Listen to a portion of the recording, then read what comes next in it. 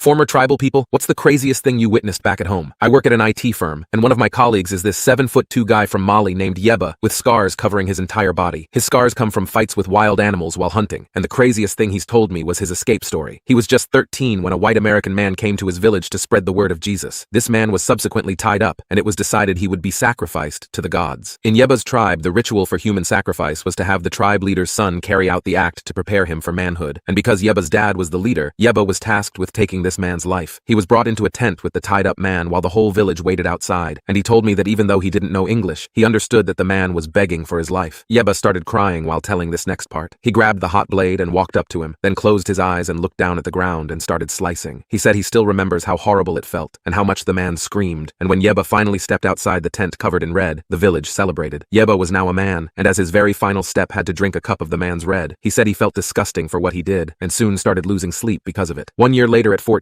he used a trick he learned from elders as a kid, and buried himself alive in sand, leaving just enough space around his nose for breath. Because he was the leader's son, a search party was started immediately. The men rode out in caravans to nearby towns with which they sometimes traded to search for Yeba, but of course had no luck. When nighttime fell and the men were back home and asleep, Yeba dug himself out of the sand. He then followed the tracks of the caravans across the desert for 35 miles until he reached a town. He lived on the streets of that town for a few months until a kind, lonely old woman took him in. They spoke a different language and couldn't communicate, but Yeba told me she was everything to him. He still keeps a picture of her in his wallet and says without her he doesn't know where he'd be.